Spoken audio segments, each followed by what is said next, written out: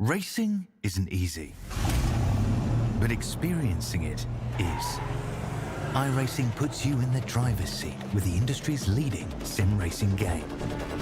Drive on laser scan replicas of the greatest racing circuits from around the world. Go head-to-head against other drivers chosen by skill-based matchmaking to ensure competitive racing at every level. Compete across all your favorite series. In officially licensed cars, engineered to deliver the most accurate driving experience possible.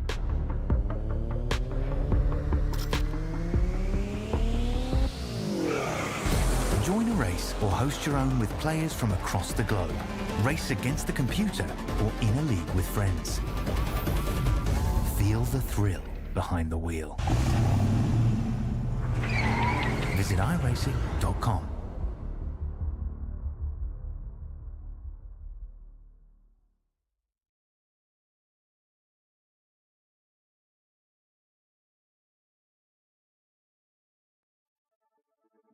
Welcome one, welcome all to SimSpeed TV. It is time for the big weekend of the year, the V8SCOPS Bathurst 1000 here at Virtual Mount Panorama. We're starting off the weekend's action with the supports category. The V8s are getting ready as we speak to go racing for 250 kilometers around this magnificent circuit, and we're looking for a fantastic amount of very exciting action between our 2014 and 2019 supercars here on the iRacing service. The question is, who's going to come away with the victory, and which class will come away with the victory, with the 2014 cars taking a bit longer in the pits than the 2019s, but different fuel tank restrictions sort of semi-equalizing the classes, and Aaron Gilbert, the reigning champion in that older class, proving that he can take it to the more modern machines. Bringing it to you live here on YouTube, Facebook, Twitch, and Kick. It's me, Reese Gardner, with Brandon Stuck alongside me in the commentary box. Dan Yeaman is working the production chair behind the scenes. Well, Brandon, I say this every single year. It's almost a tradition at this point. Bathurst basically needs no introduction to the average Australian motorsport fan or sim racer. All you need to know is it's Bathurst. That certainly is the case. Good morning to yourself, Reese. Yeah, look, Bathurst, I said at the start of the year during the OSR 12 hour, what can you say about Bathurst that hasn't been said already? It is an amazing racetrack. One of you ask any Australian favorite racetrack in Australia, it's Bathurst. There's no other answer for it. It's a fantastic facility, and it's always great to see V8s around here. It's a tradition, like you say. V8s and Bathurst go hand in hand. It's fantastic. Absolutely. We've got 23 corners at this incredible track that has been around since the late 1930s and operates most of the year as a public road, the Mount Panorama Scenic Drive. But for a few weekends a year, it is closed off for racing, and every single corner here is one that can make or break the lap. Hell Corner and Murray's Corner, the first and last turns, they look simple enough from the air, but once you get down on the ground and try to find the best line through them, it becomes incredibly difficult. Griffin's Bend, you need to keep to the inside due to the camber in the road, and the cutting all the way to Forest Elbow is one of the toughest pieces of racetrack in the entire world. The Chase is legendary. It's the fastest corner in Australian motorsports, a well-used line at this point for very good reason, and it's one of the best overtaking opportunities on the entire lap as well. There's opportunities for action, there's opportunities for passing, also opportunities for race-ending crashes at just about every point around this incredible circuit. But the V8s, for the moment, have their qualifying on at the moment before they go racing for 41 laps around this circuit. In order to get classified, they're going to have to complete 27 laps of the race. And, well, we have a full tank in the 2014 cars, but the Gen 2 2019 cars only have an 80% fuel tank restriction, which means they will be carrying less fuel on board than the Gen 1 machines. There's going to be 2 compulsory pit stops over the course of the race, and the window opens at the end of lap 2. And that's all you really need to know about the format, Brandon. This is a format that's been a classic one for V8SCOPS for many years. The 250k race with 2 pit stops. This time, Supports is going for it here at the Mountain. Yeah, this should be an interesting one. And of course, we know the Mountain can bite, but as you say, it can provide action. Anywhere you look, there's been action at every single corner at this place. So interesting to see how our Gen 1 and Gen 2 cars go around here for 41 laps of pure adrenaline action. I'm looking forward to it. Yes, I'm looking forward to it as well.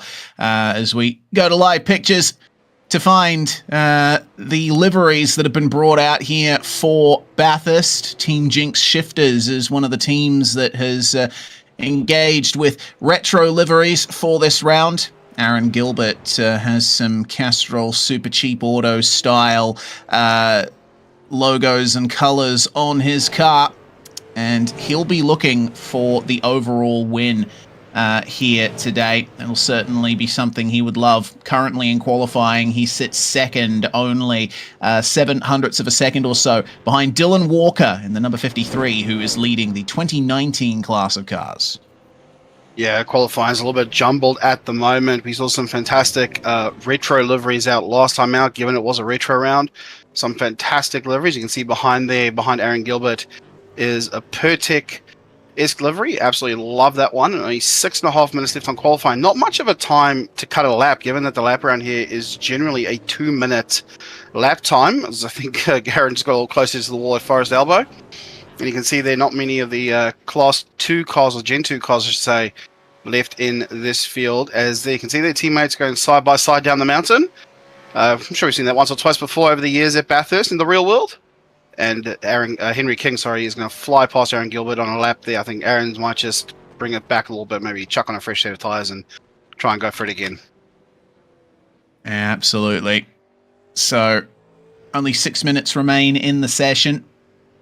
And it is an open session before a single race. So, once the timer runs out, if you are on a lap, you will be able to complete it.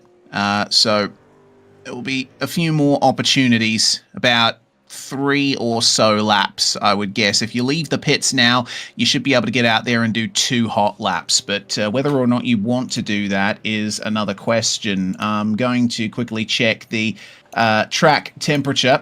It's looking like 31 Celsius as a bit of oversteer for Dylan Walker on the Exeter Hell corner. Yeah, that's just actually reasonably cool track temperatures for Bathurst at this time of year, so I think it's pretty ideal conditions. You might be able to squeeze a second lap out of a run here in qualifying. Yeah, certainly if you can hold on to those tyres, especially on the top of the circuit after the cutting, at least all the way down towards Brock Skyline. As I look back now at Matt Haywood in the Haywood Motorsports 47. Beautiful, another little retro livery for us to admire and look at, coming over the top at Mountain Straight. Yeah, look, this track is one thing I'm interested in seeing, Reese, because, you know, comparing it to what you can see in the real world, this track does throw up a few curveballs, and it'll be interesting to see if these Gen 1 and Gen 2 cars can get through here cleanly. We can see Matt Haywood now on the brakes up towards the cutting, trying to squeeze on that power as he slides it out, going under the tree and up towards the top of the mountain now, which is probably one of the best parts of this racetrack. Indeed. Oh, he is really pushing it, isn't he, Matt Haywood? Over metal grate. He ended up clipping the wall. Wonder if that's going to be enough for a 0x. He's pushing hard across Skyline as well. He's just looking to gain every bit of pace he can out of this car. The problem is it's a qualifying session, so the smallest tap to the wall will invalidate your lap. Netcode might have played a part there, but we'll have to wait until he crosses the line to find out if this lap actually counts, spectacular though it is. Yeah, very spectacular exit on there. He's really throwing this Ford Falcon around, trying to get up there. He's currently sitting third in class. The timer is still going. You can see the different sectors there now, coming up towards the chase. One of the best sections on the circuit, flat out and deep under brakes there, going past the Ford Mustang. Looks like that was Lockhart Brownlee. The 125 having to change a car for this one. Okay, who was that on the outside there? That looks like car number 6. Number 6, yeah. Gary Watson, I would say. That is car number 6 as Matt Haywood now comes across the line to complete the lap. 204.6, and that currently still leaves him third in class, but fourth overall. So not a bad time for Matt Haywood at this time. 8 thousandths of a second off his personal best. That'll be frustrating for Matt Haywood. A track as long as this one, there's so many places where even the slightest alteration can gain you a tenth or two. And well, I know as well as anyone, when you complete a lap and the time doesn't quite reflect what you wanted, it's a terrible feeling. And it's also terrible getting massive oversteer on the exit of Griffin's Bend when you're trying to get a run up the mountain. Dylan Walker still holds on to the overall pole position, though Aaron Gilbert has narrowed the gap. He is only 0.03 of a second behind as the Privateer Mustang finds its way down through the dipper and towards Forest Elbow. There's so much throttle control required, especially in these 2019 cars. They tend to snap and lose rear traction a bit more easily than the 2014 cars do. Yeah. We have seen that over the course of the season, how the 2014 cars seem to be a lot easier to get on the power, put the foot down, and get down the straightaway. I think that's why we've seen such a good close battle between the two, depending on what track we go to, whether it be a permanent circuit or a street circuit. As Dylan Walker now gets a little bit skatey out of the chase there, gets it all gathered up over the curb, coming down under the bridge, coming down into Murray's Corner. We'll see if this sort of tops up his lap time. 204.413 is his best. Can he top that one?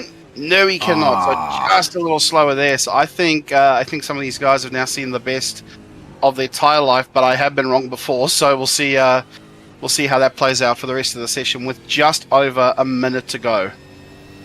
Yes, indeed. There is plenty more to come here, and Dylan Walker will continue on this particular run here. He's going for another lap. It doesn't look like he's really backed off, and I think he knows that when he crossed the line, the session timer didn't allow him enough time to get around and start another lap, so he might have to commit to that one, either that or just accept that he cannot improve. Lockhart Brownlee, main championship rival to Dylan Walker in the 2019 class, has taken a couple of overall wins himself, but has mostly been present on the podium. The Orbit Drop Bear machine will find its way into Griffin's Bend here. Bit of a wrenching of the wheel on turn-in. It can be very difficult to find the limit of grip through that corner. You can carry so much more speed than you expect as long as you stick to the inside. And you see that snap on the way into the cutting. Brownlee is riding the ragged edge here. Yeah, he is sliding out of every single corner we've been on board with him with. He's absolutely throwing this thing to the walls. Look at the slide he is getting. He's got a bit of a traffic there in front of him. Not too sure how much that'll hinder him here. Over the top of the mountain. Oh, over the curb, coming down now through McPhillamy.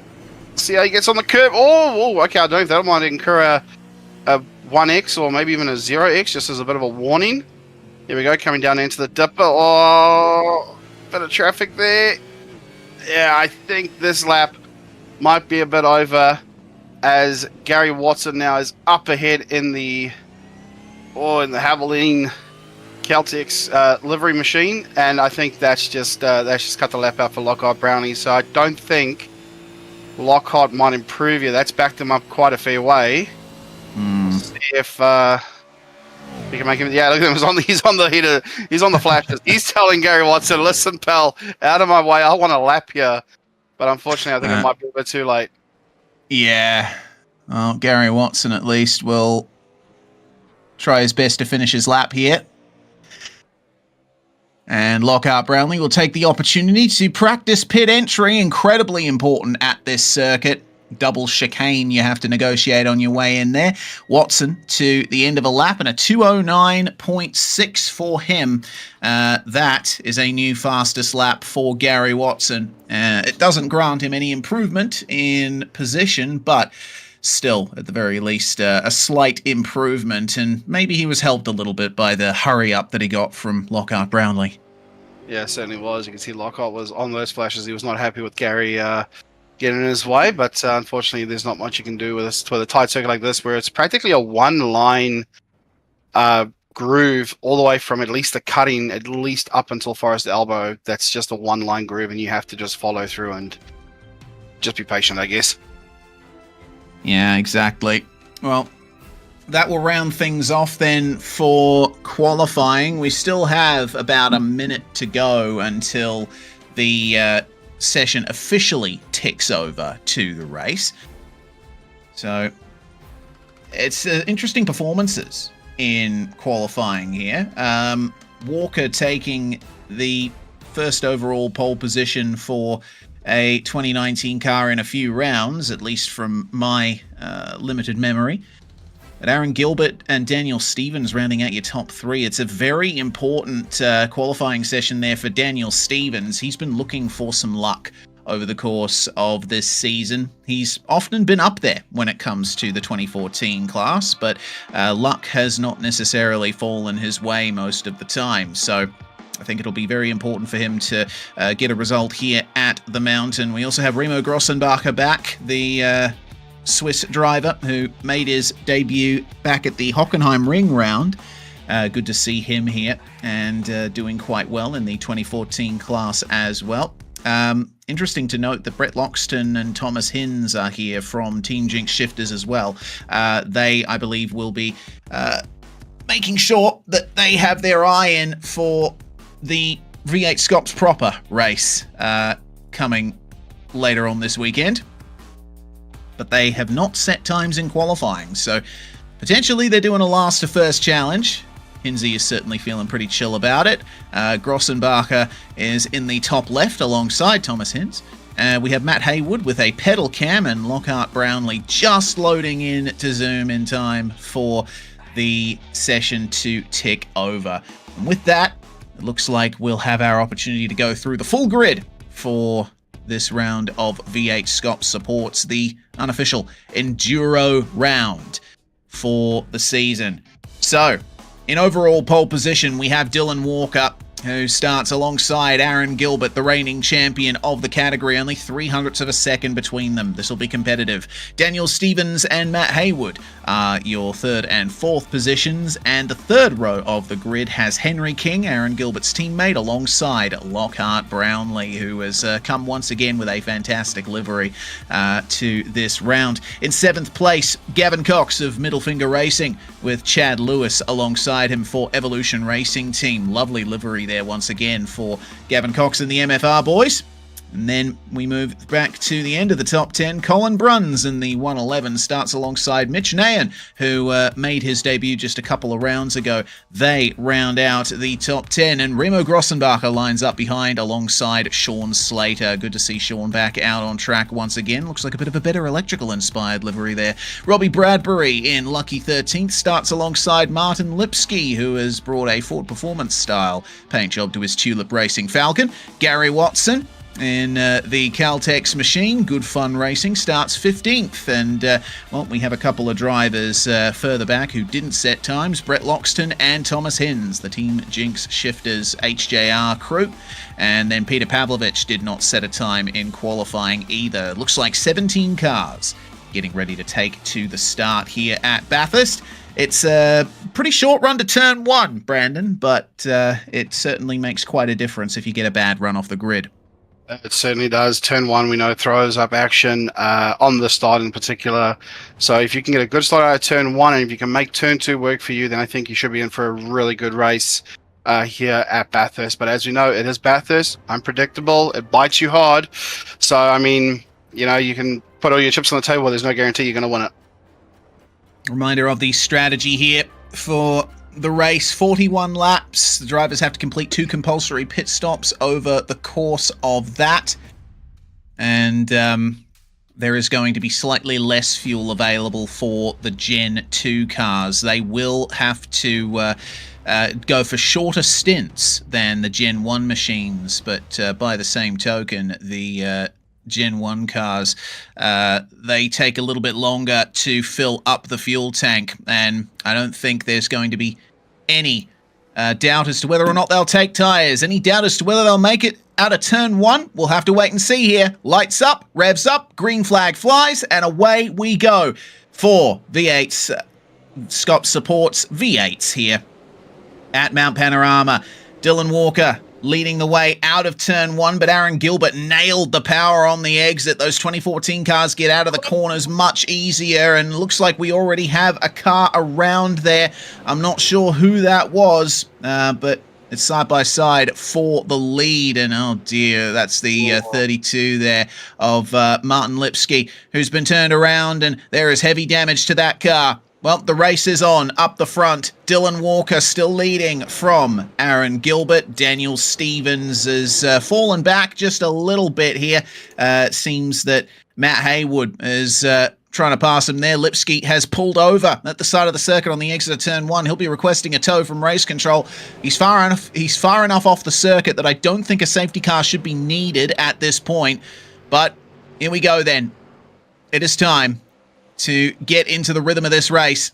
Dylan Walker will be battling like hell to try and keep Aaron Gilbert behind.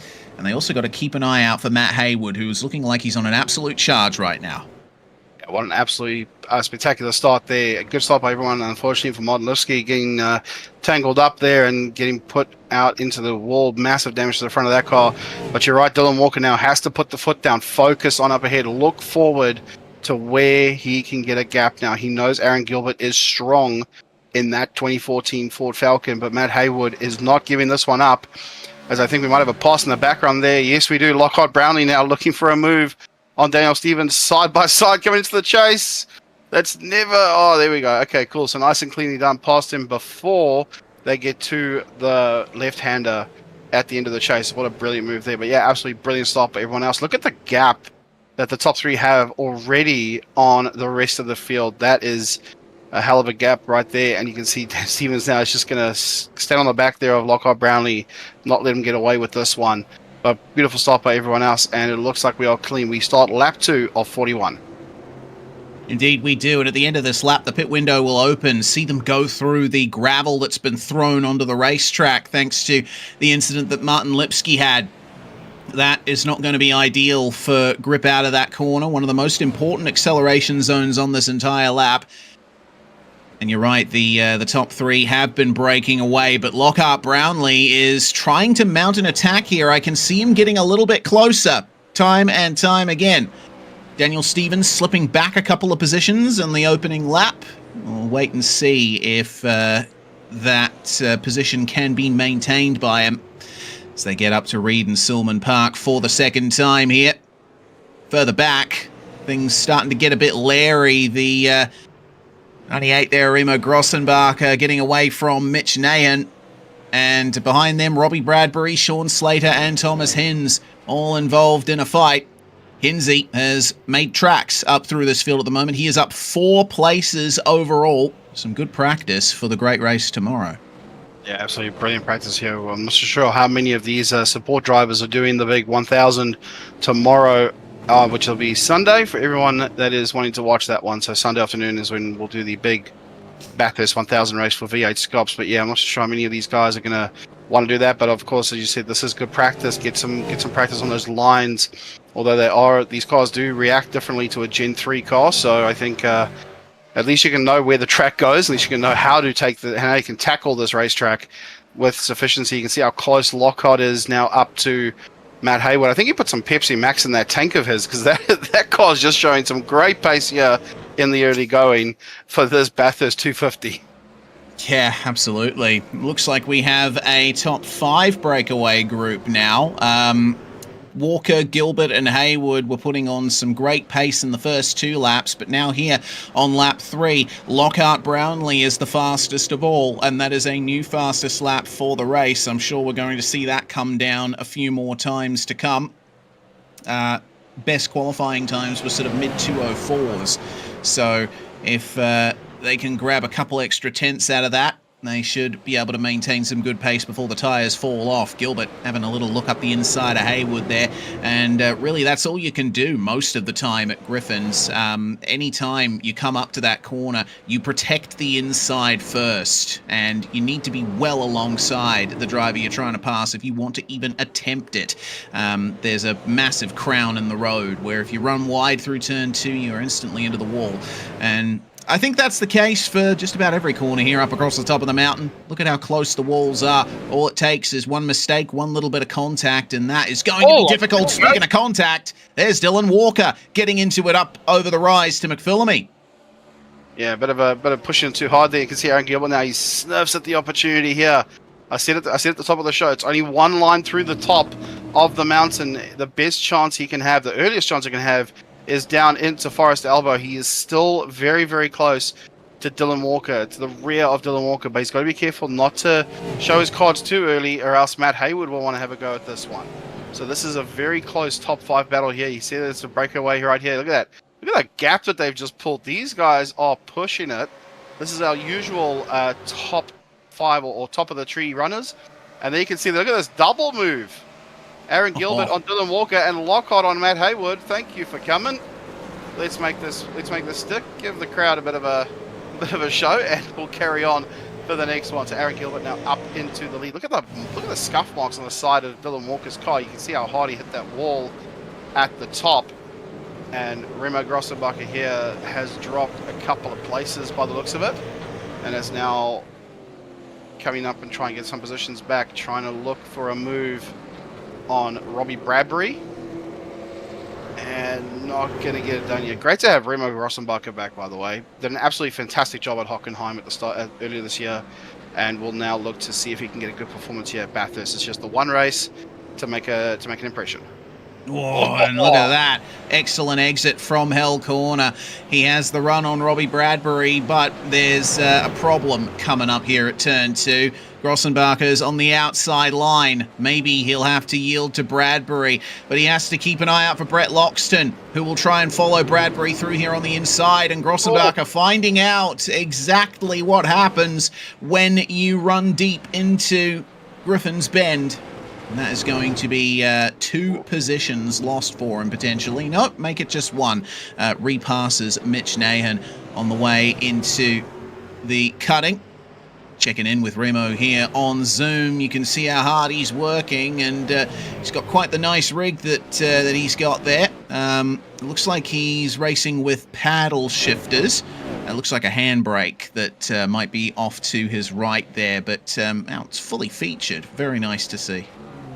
Absolutely amazing to see. It's not very often you get to see some nice rigs like that people have in their sim setup. But I mean, you can race with almost anything you want. I mean, you can do a simple setup like just a seat and a monitor. You can do something like this. You can do it to a desk. It doesn't matter. But you can race with whatever you want. These are fantastic setups to see. Love the fact that we've got some people here on the Zoom feed. We can check in with their setups and see how they work their wheels at their setup. You can see the big emergency button there on the left-hand side of the screen there in case the sim needs to get shut down. But so far, so good for Remo Grossenbacher. Yeah, consistent thus far, running 8th in the 2014 class and 13th overall. Keep our eyes on Mitch Nahan as well, also a relatively new driver to the series. Made his debut at the Motegi round, where he unfortunately did not satisfy the minimum pit stop requirement, so he ended up getting disqualified from the round there. But he's quickly found his feet and is looking for a few extra positions in this early stage of the race. Dylan Walker, meanwhile, after losing the lead to Lockhart Brownlee, is up against his championship rival. Lockhart Brownlee is on a tear at the moment, and well, Gilbert was the fastest of the top 3, but Brownlee wasn't too far behind him in terms of lap time. He's trying to find a way past Walker here. Could this be an outside move? He thought about it, but Dylan Walker protecting that nicely. Big oversteer for Brownlee as they come across the rise. Yeah, absolutely amazing speed shown here. Amazing defense. Oh, it hit the wall again. I wonder how much damage that's done to the car now. I wonder how much damage that's done to the car. That's the second big hit for Dylan Walker. And that's going to leave some real bad marks on the side of the car there. Lockhart Brownlee saw that. He had a front row seat to it. And now Lockhart, as we know, these two do know each other very well. And they have been the top 2 in the Gen 2 class championship. Dylan Walker currently leads that field. But Brownlee has shown some fantastic pace over the course of the last few rounds. We've been talking to him consistently in the podium. And here we go, he's on a slipstream now, right up the rear of Dylan Walker. Dylan Walker defending with his life. Let's see how this brings up side by side through the chase. Oh, please don't do this. Please don't do this. Again, side by side. They're still side by side. Bit of contact. Oh, yeah. How is this going to go? Oh, they're still side by side. And I think Dylan might actually... Hold on, he's got the inside line for the last one. Jeez, what a fight. This is fantastic racing. I'm loving this. Honestly, Walker putting his car in all the right places. Oh no, Mitch Nahan has found trouble at the chase. And that looks like a fairly heavy hit there. That is not where the front left wheel should be. And the front bumper doesn't look too great either. The battle will continue here between Dylan Walker and Lockhart Brownlee. And this time Brownlee tries to find space to the inside of Griffin's Bend. These two have come together a couple of times in their championship fight. Brownlee hooks the car up on the inside and almost gets the move done. Now Matt Haywood joins the fight. And Dylan Walker is going to try his best here to regain the place. But Brownlee gets on the power and has the inside for the next 2 corners. Walker with a big slide. And it looks like that's going to be position loss there for Dylan Walker. Finally, Brownlee is through. But yeah, I think Dylan Walker is driving quite aggressively at the moment. He avoids getting into the wall on the rise to McPhillamy this time. But that damage will be hanging on a bit. Brownlee getting his aggression on as well. Those two, of course, fighting for the championship. And they want every opportunity they can, and sometimes you just have to make one. Yeah, and they turn, and Lockhart Brownlee's just turned that aggression up to 11. He was absolutely not going to give that one up without a fight here. And look at Matt Haywood now, and he's sniffing at the opportunity as well now. And you can see just with how close this battle has been.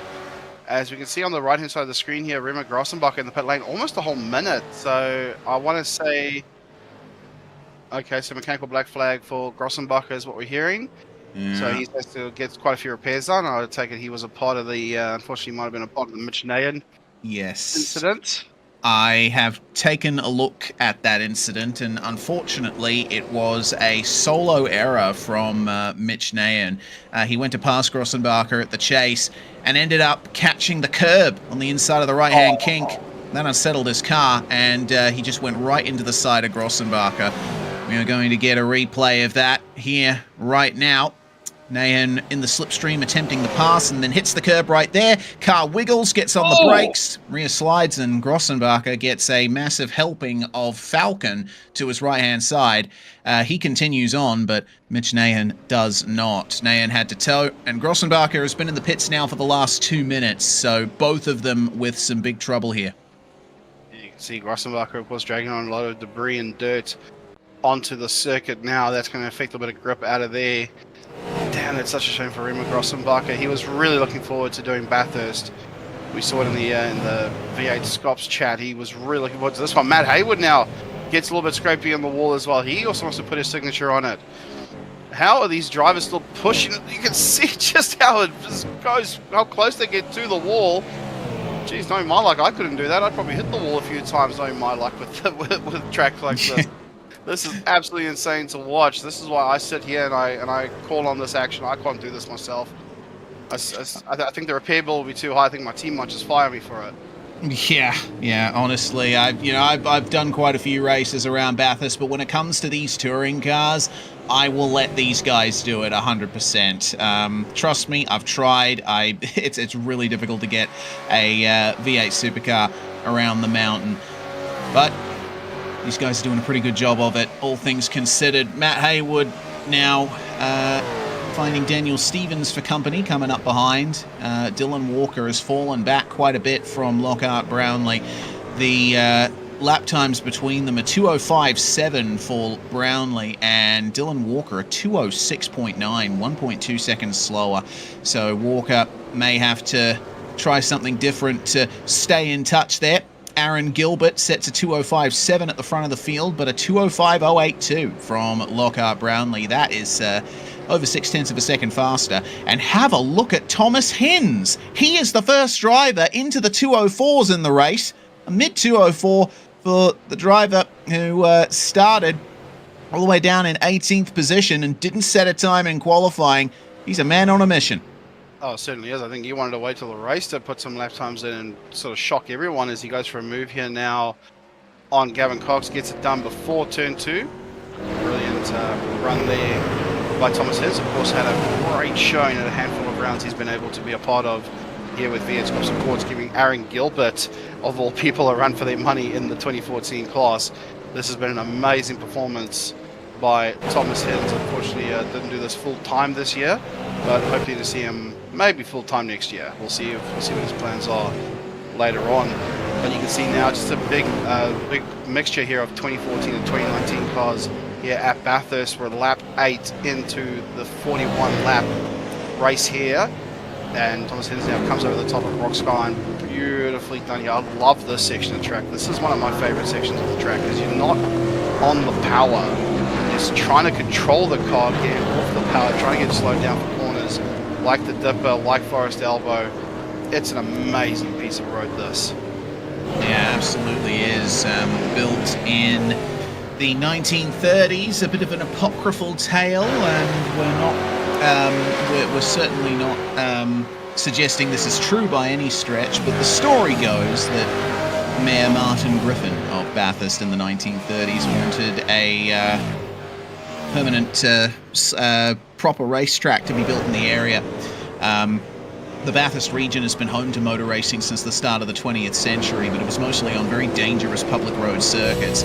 And so plans were apparently made to build a racetrack in Bathurst, but then the Great Depression came about and the New South Wales state government did not want to commit funds to build a racetrack. And again, this is apocryphal. I don't believe there's any official sources that document this. Apparently, a sneaky plan was hatched to build a scenic drive instead of a racetrack, and that got government funding. While they were building it, people said, hey, you know what, this scenic drive we're building, it'll make a pretty good racetrack, wouldn't it?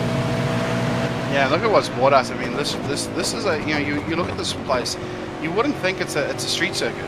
Like, people look at this track and they go, wait, this is a street circuit? What do you mean?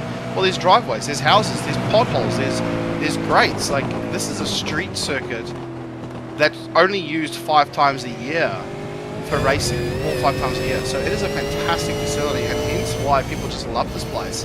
And you can look at any other racetrack in the world and you see some of the GT drivers, they actually asked them at the 12-hour a number of years ago, oh, well, what's your favorite track? Well, it's Bathurst. They love Bathurst, and it's just a fantastic facility. So to look at this track and think, oh, it's a racetrack. Well, it's a street circuit, right? It's not a permanent racetrack.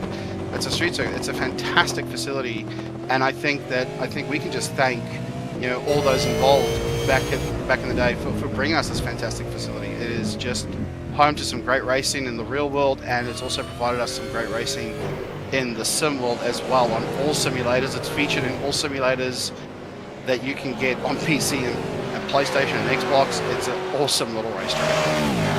Yeah, if you haven't had a go at Bathurst, strongly suggest you do. It's a very steep learning curve, but keep at it and you will find it as one of the most satisfying driving experiences available for the home sim consumer.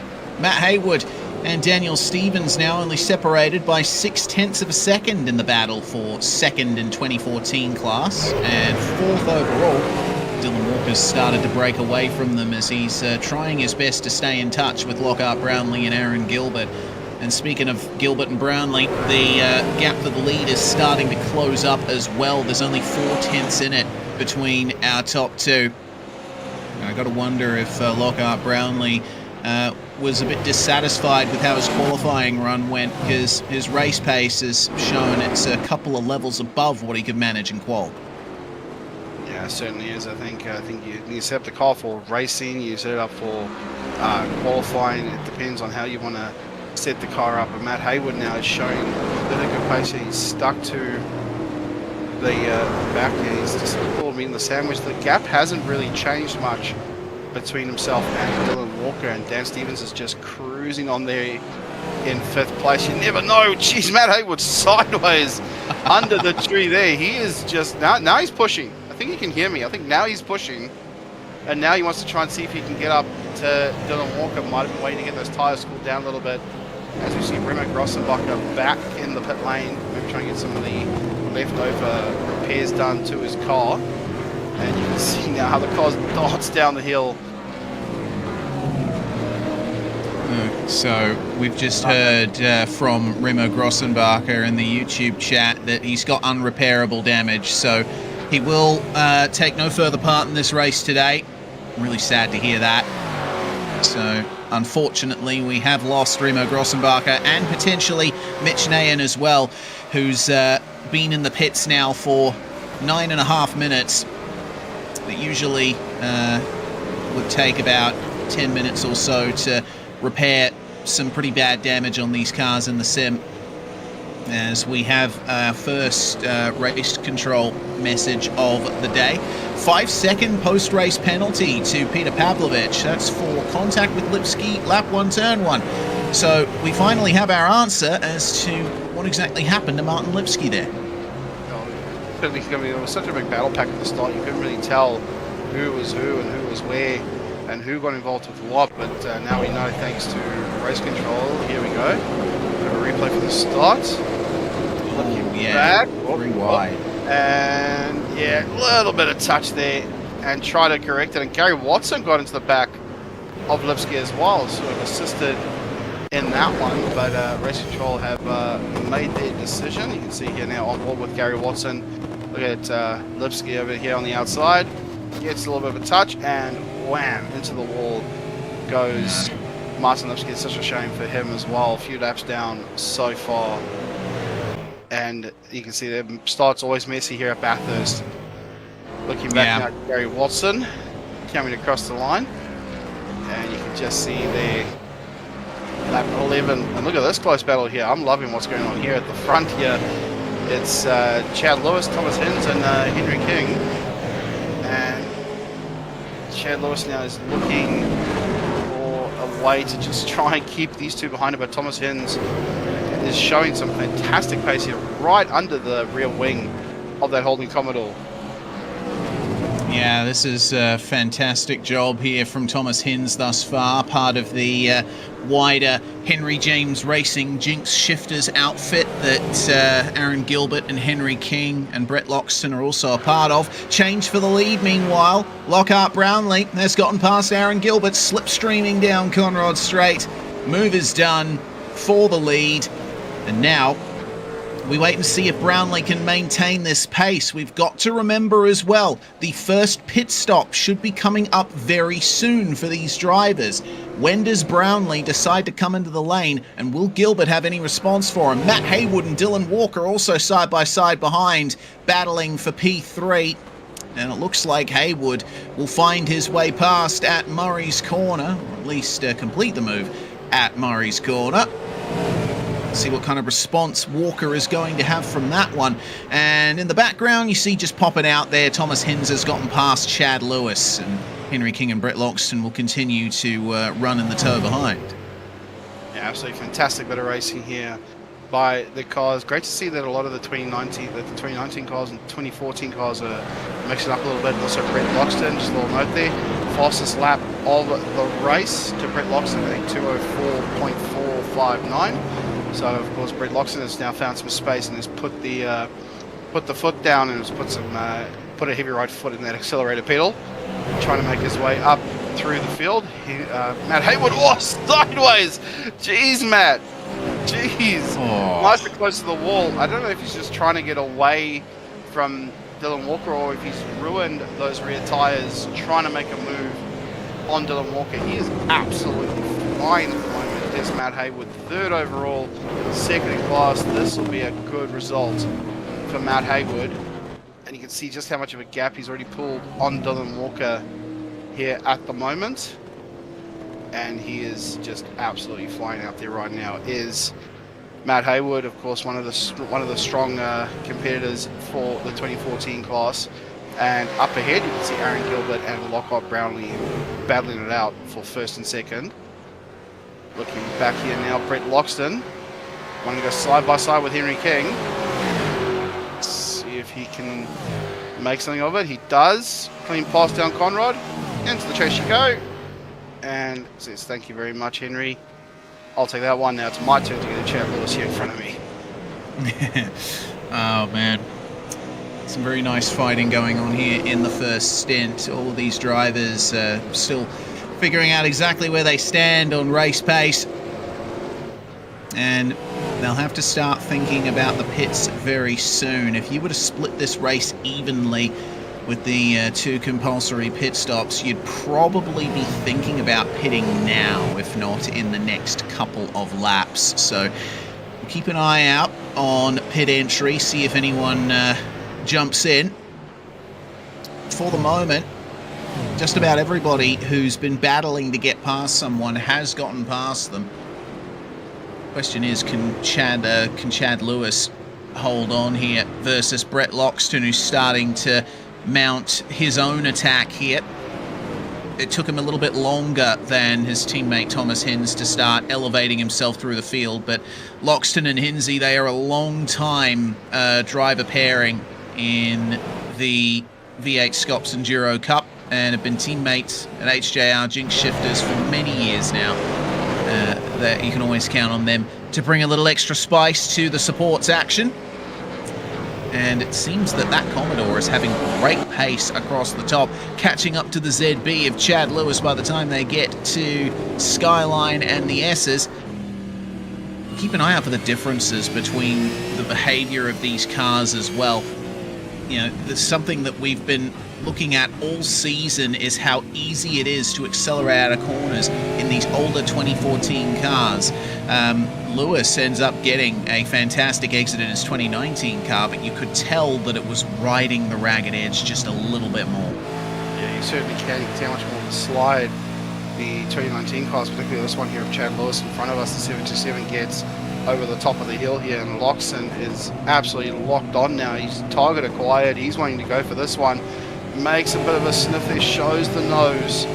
Wants to get Chad Lewis a bit unsettled. If you can spook your rival up ahead, you can easily make a really good pass for position here, and he goes for it. And Chad Lewis now into the lane. So Chad Lewis now will be the first to blink and come in for his first compulsory pit stop of the race on lap 14. So I was wondering how much longer the 2019 cars can go on their fuel tank. So we're being told they should be about equal on range. They should be able to make the same distance or so. But the 2014 cars will obviously take a tiny bit longer to regain that amount of fuel that they need for a full stint. Remember, it's absolute full tank for the 2014 cars and an 80% restriction for the 2019 cars. So the first pit stop times are down at the moment. Chad Lewis, 20 seconds spent in the lane. Peter Pavlovich, 33 seconds, which is interesting because Pavlovich is in a 2019 car as well. Man, Brett Loxton is pushing so hard across the top here. There's absolutely no room for error up here, but when you're watching an experienced and fast driver nailing this section, it's one of the most beautiful things to watch. Oh, it certainly is. I mean, you can never go wrong with seeing a lap of Bathurst, no matter what the car is, if it's a V8, if it's a GT, if it's an 86. Whoa, Henry King getting sideways out of Forest Elbow there. But yeah, back to my point, like whether it's a V8, a GT, a rotary, you know, an 86, no matter what you do, you can always experience a fantastic lap around Bathurst. Yeah, I mean, last week we had the real life 1000. I was glued to the TV, not just for the 1000, for the support categories as well, because it is just amazing to see how the cars fly over the top fly through Forest Elbow, fly down here to Murray's. It's an amazing experience to see as a spectator. Would love to go one day myself, as Henry King is one of the first of the 2014 cars to throw it into the pit lane and get the first of his stops done. It's a fantastic circuit, this race, and I mean, there's nothing more you can say about it. Yeah, incredible stuff. Well, let's see what kind of stop time Henry King will have as Gavin Cox follows him into the pit lane. Around about lap 13 to lap 15 is when we're seeing these drivers come in first, and they'll be splitting the race pretty evenly. There will be some drivers who try to go a couple of laps longer on this first stint so that they can have overall a quicker pit stop time and fresher tyres for more laps, basically. So keep an eye out for who does what, and you'll have a clue as to how the rest of the race is going to end up. But Henry King, with well over 30 seconds now spent in the lane. That's a similar time to Robbie Bradbury, with Gavin Cox, 22.8 seconds. And Gavin evidently a few seconds longer on the fueling than Chad Lewis was. That tells me that Gavin Cox is going to either try and extend the second stint a little more, or he'll make the second stint really short and top up the tank for a longer final stint. Many options, and it really all depends on how close you are to the car in front, right? Because there are a few very clear and popular overtaking opportunities around this place, but depending on where you come out in the field, you're going to have to wait a while to make that pass. Yeah, certainly we'll have to. I mean, we have seen some fantastic strategies and variant in strategies with these single race formats that we have for supports here in V8SCOPS, as Aaron Gilbert in the number 1 Jinx Shifters machine flies into the pit lane. But yeah, we've seen some variant strategies whether you want to run long, you want to run an even stint, you want to run a short stint. It just depends on what your preference is. But yeah, there are some really good clear-cut pass opportunities down here as more drivers come into the lane. There's Thomas Hens and Brett Loxton coming into the pit lane. Saw a bit of smoke there as they came in. I'm assuming someone's pinched a tyre. Yeah, it looks to me that there aren't any black flags though, so everyone's managed to slow down for the pits in time. Yeah, absolutely fantastic to see. You don't want to get a black flag, especially coming to the pit lane. It'll really bite you in the backside as Robbie Bradbury comes in for a stop. We'll see now if anyone else in the top of the leaderboard here decides to come in. Matt Haywood now up to the lead of the 2014 cars, still being chased down by Dylan Walker, but that gap is now out to about a second or so between the two. Oh, interesting. The pit stops are complete for the Jinx Shifters cars of Hins and Loxton, and they've got pretty quick stops for their class of car. It tells me that they must have put a little bit less fuel in for the second stint. They're going to lap together for a while, work together to try and catch up even further, but they will owe us a few extra seconds at the second pit stop. Just need to put a bit more fuel in to get to the end now, but some pretty solid running from them. They should gain some track position in the short term with the shorter pit stop time. Let's see how they go from here.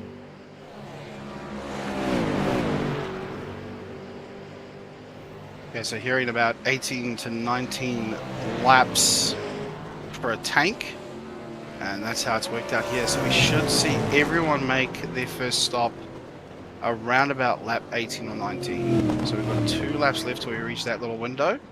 16 laps on the clock, make that 17 now, as Lockhart Brownlee has started another one. Coming down to Forest Elbow for Thomas Hins. It's a nice run out of there. That is going to be one of the most satisfying corners, because once you come out at Forest Elbow, you're probably taking a deep breath thinking, "Whew, okay, that's over." But then you got to go and do it all again. Yeah, absolutely. It's I think it's a good thing that we have these 2 long straights on this circuit. It gives you a couple of opportunities to rest in between tackling this mountain like a rally driver. Bradbury gets up the inside of Watson at Forest Elbow. Keeping in mind, of course, that Gary Watson has not visited the pits yet Bradbury has just come out. It's an outlap for him, so his tyres are as fresh as they're ever going to be. Meanwhile, it's time for Middle Finger Racing to respond to everything that's going on. Daniel Stevens and Colin Bruns in the 2014 sub-team of MFR. Currently in the lane at the moment, and Stevens with 38 seconds in the pits there. So that tells me that his final stop is going to be incredibly short. Yeah, I think he's gone the opposite direction of what Loxton and Hins are doing, to want to fuel up really short at the end and get a bit of a jump on everyone. As it stands, Dan Stevens, of course, is a very tough competitor with the 2014 class. Absolutely knows how to handle one of those things. And we can see now as Gary Watson has come out of Hell Corner, turn 1 here at the Mount Panorama Circuit, trying to make his way back up. You see the gap that obviously those fresh tyres have given the 35 there will be Bradbury. Looking back here now at Dan Stevens chasing down Gavin Cox, so 2 MFR cars. And we can see now how they're flying over the mountain there. The fresh tyres are really going to be helping Dan Stevens here. He's got fresher tyres compared to Gavin. I think Gavin put it a couple laps earlier compared to what Dan Stevens did. And look at this in-car view here. Coming down the mountain. I think Dan's reverted back to the sequential. Yes, he has. So he's gone back to the sequential shifter. Could probably give him a couple extra points just for going authentic with it, can't we? Yeah, absolutely. Dan's rig makes regular appearances on SimSpeed TV. Doesn't just race in V8SCOPS and supports. He races in the Majors series as well. So you can always count on him to make an appearance with his absolute Christmas tree of a rig, as he chases down his teammate Gavin Cox, keeping in mind, of course, that these two are competing in separate classes. But have a look at the run that Stevens has here. Cox has been out there for about 3 laps now. Daniel Stevens fresh out of pit lane, so his tyres a couple of laps fresher, which can make all the difference. Stevens has chosen the 2014 class cars potentially because the attributes of those machines appeal to him, and he's making really good use of it at the moment in the slipstream of his teammate here. The VF Commodore versus the Ford Mustang, and up the inside he will look, and it looks like Gavin's going to let him go here, and Stevens will attempt to continue his potential drive to a podium here. Yeah, Stevens, of course, will be looking to put the foot down now. Now that Gavin's just sort of going, all right, you can go past, I'll let you through, you've got the pace. We'll see if Stevens can make good use of the fresher tyres that he has now as he comes up to the back of Henry King. And will try and make his way onto the back of the Jinx Shifter's car as well. Thomas Hens and Brett Loxton now back up here. Look at the battle. These two have not been separated for this race. Loxton, the fastest lap of the race, has gone a bit quicker, and we'll look to see if he can get past Thomas Hens, or maybe work with him and push him along. Matt Haywood now in the pit lane to serve his pit stop. See how long he takes as well. Very variant in the pit stop times we've seen here tonight for our 2014 cars in particular. Yeah, I'm not exactly sure how to call it from here, honestly, because everyone is on a slightly different strategy at the moment. Loxton and Hins side by side into the chase. They're going to give us a bit of a show here, battling for position. And Brett Loxton makes the move around the outside. Very nicely done. He and Hins will hopefully not get into each other too much here. Looks like Brett Loxton has been able to switch on those tyres a little quicker than Hinsey has. Not to mention, he also took about a second less fuel in the pit lane, which should be worth a few litres at least. Probably wouldn't make much of a difference to pace, but still worth thinking about. Yeah, you can see the focus on Thomason's face. That's the thing with pit stops as well, is that, you know, if you're going to go in for some fresh tyres, you've got to be able to look after them and look after the tyres up until the next stop. These tyres go away rather quickly. If anyone who drives a V8 on iRacing knows, they go away quite quickly in these cars. So you've got to get the most out of them while you can, but then also preserve them to make sure you got some tyre life, especially towards the end here. We look now up ahead as Chad Lewis and Matt Haywood finding each other again. We'll see if Chad Lewis really close to the wall there. I don't know how he kept it off the wall. Absolutely mega run for Chad Lewis, and Matt Haywood now is looking for a move to make up another position. He's still second in class and currently sitting in 5th overall, wanting to get up another position. See if he can get himself down in towards Forest Elbow, get a good run out of here.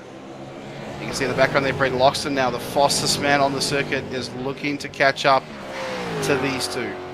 He's coming. He's there. Certainly is, and only within a second or so now. You can almost see him narrowing the gap in real time there. Check in with Lockhart Brownlee, who is still out there, having not made a pit stop yet. Neither is Dylan Walker. So these two are making it all the way until the halfway point of the race, just about, before they decide to come into the lane.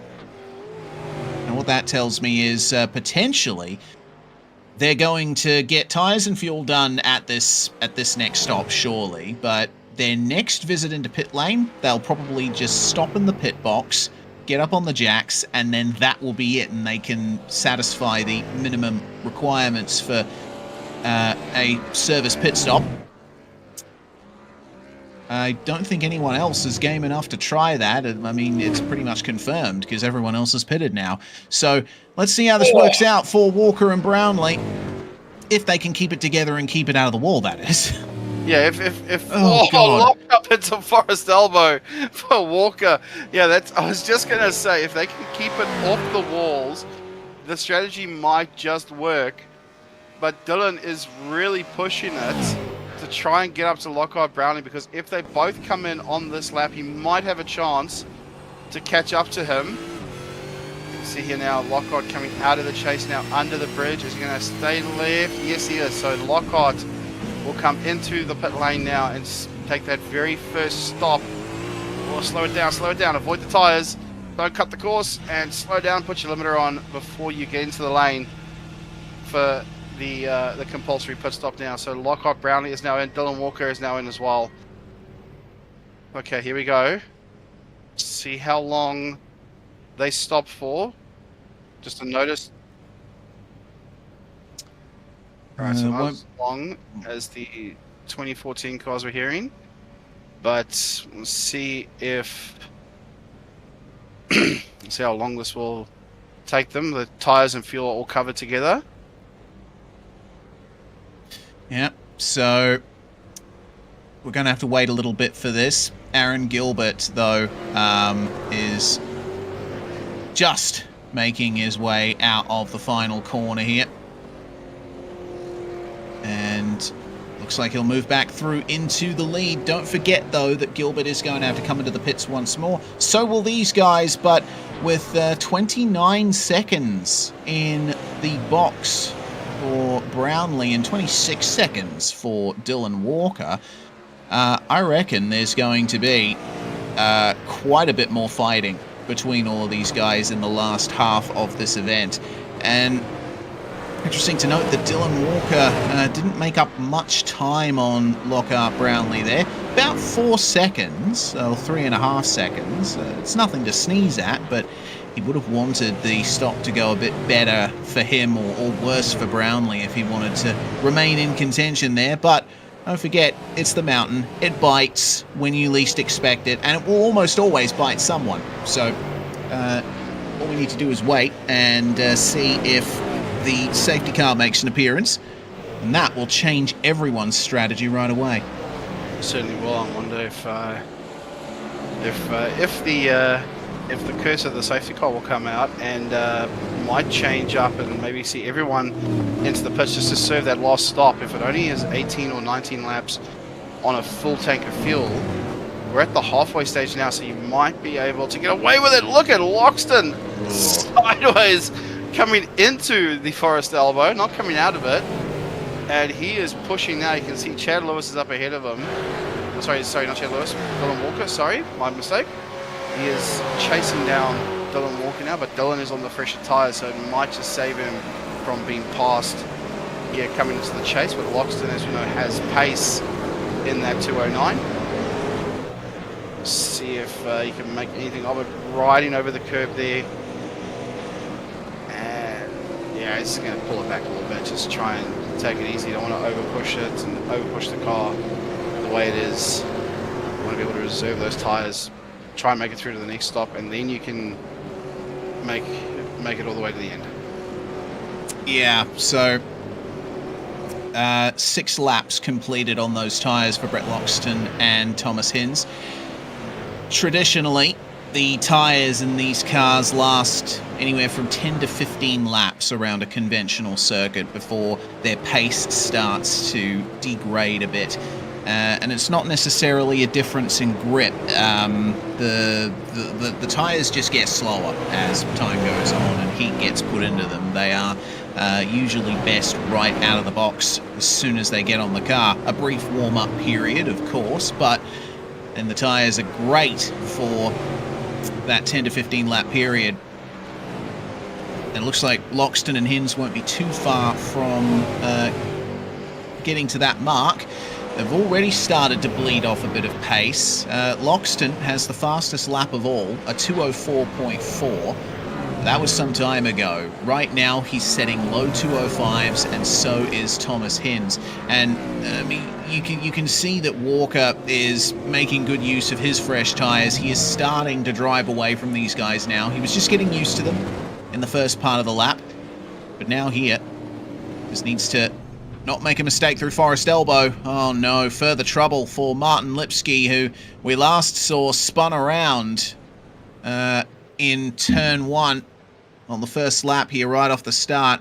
Things have not gotten better for the Tulip Racing number 32. For the second time, pulls over to the side of the circuit, well off the racing line, and in fact right by a wall opening, which is where marshals would be in the real world, ready to collect a car. He'll be requesting another tow, and we should keep this race uninterrupted by the safety car. But still, Martin Lipsky has had rotten luck today. Hopefully things are better for him in the last couple of rounds of the season. Yeah, hopefully so. Unfortunately, second time we've seen Lipsky park it up, so it's a bit of a shame there. As we can see now, looking forward ahead, here we go. Let's get a bit of a replay here. What happened? Coming up out of the cutting under the tree. And this is where... Whoa! Sometimes, whoa! Oh, okay, ow! That'll do it. Okay, that'll do it. Remnants of Chaz Mostert hitting the wall there in 2013. I think that's a big hit. So that'll unfortunately put him out of that one. As we look here at another replay now, Lockhart Brownlee up on the rear of Aaron Gilbert, using those fresh tyres to good use. We'll see where he gets the pass done right into the chase at the turning point, and gets it done. Can he get it slowed down? Yes, he can. So beautiful move there by Lockhart Brownlee. Easy as you like it. And now Lipsky now back into the pit lane here. So look back at the live pictures now. Brownlee leads from Gilbert, followed by Matt Haywood, and Dylan Walker is behind that. So back to the front here, and back to our usual contenders fighting it out in the front. Yeah. And Aaron Gilbert couldn't really respond to Lockhart Brownlee there. 5 laps difference between them on tyre life. Brownlee being the beneficiary there. And it seems he's just got incredible pace here. Gilbert will still owe us a stop of at least a few seconds. Brownlee's final stop will likely take barely any time at all. So still worth thinking about. It's not going to be an insurmountable gap, but I think it's going to take a couple of miracles for Aaron Gilbert to take the overall victory from here. Dylan Walker, whether or not he can finish inside the top 5 remains to be seen, with the 2 Jinx Shifters cars continuing to breathe down his neck here. Brett Loxton, 0.4 of a second faster than Dylan Walker on the previous lap. And Thomas Hinz, 0.3 of a second faster, so both of them are still gaining. Yeah, but like we have always pointed out, you got to keep in the back of your mind, the 2014 cars are easier to get on the power than the 2019 cars, but Loxton has certainly shown some great pace here compared to Walker. Walker has dropped off quite significantly off the back of the top three, and he's now into the clutches of Brett Loxton here, who is on a charge, wanting to get up to Matt Haywood. He's third in class. I think he would like a second. That'll help his championship hopes with a couple of races left to run in this season.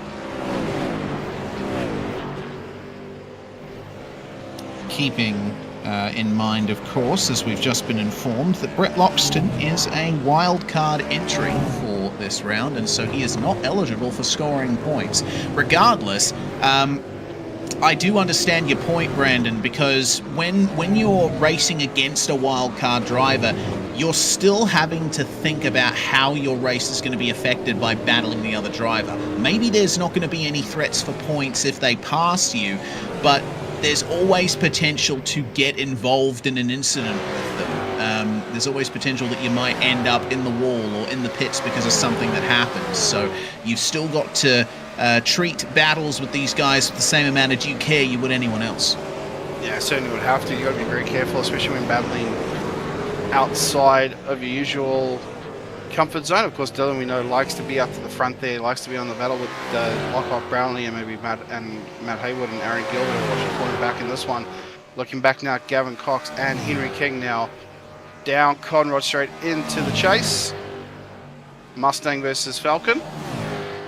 MFR and the Jing Shifters team, of course, very well known as well for these two to battle it out a little bit. We've seen some battles between them throughout the season. Henry King has shown some great pace in the previous rounds for his team.